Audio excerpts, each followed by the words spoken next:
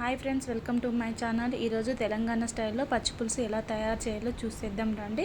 ముందుగా 10 నిమిషాల ముందే చింతపండు నానబెట్టుకొని పక్కన పెట్టుకోవాలి. తర్వాత పెద్ద సైజు ఆనియన్, 4 పచ్చిమిర్చి, కొంచెం కరివేపాకు, కొత్తిమీర కూడా రెడీ చేసుకొని పక్కన పెట్టుకోవాలి. తర్వాత మనం నానబెట్టుకున్నటువంటి చింతపండులో నుంచి రసం తీసుకొని పులుపుకు తగినట్టు వాటర్ పోసుకొని ఉంచుకోవాలి. తర్వాత దాంట్లో కొంచెం కారము, కొంచెం సాల్ట్, అలాగే మనం కట్ చేసి పెట్టుకున్నటువంటి ఆనియన్స్, పచ్చిమిర్చి కూడా వేసుకొని ఒకసారి కలిపి పక్కన పెట్టుకోవాలి. తర్వాత మనం గ్యాస్ మీద కడాయి పెట్టుకొని అందులో సరిపడా ఆయిల్ పోసుకోవాలి. పోసుకున్న తర్వాత ఆయిల్ వేడాక కొంచెం జీలకర్ర, అలాగే ఆవాలు వేసుకోవాలి.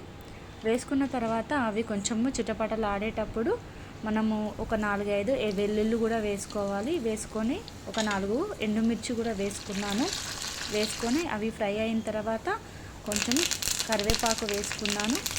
కరివేపాకు చిటపటలాడిన తర్వాత కొంచెం కొత్తిమీర కూడా వేసుకున్నాను.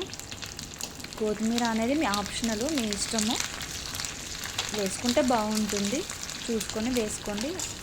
కొంచెము పసుపు కూడా వేసుకొని ఒకసారి వాటిని కలుపుకున్న తర్వాత పక్కనే రసం తీసుకున్నటువంటి ఈ పచ్చిపులుసులోకి ఈ పోపు వేసుకుంటే పచ్చిపులుసు తయారైనట్టేనండి. మీరు కూడా తప్పకుండా ట్రై చేయండి, చాలా బాగుంటుంది.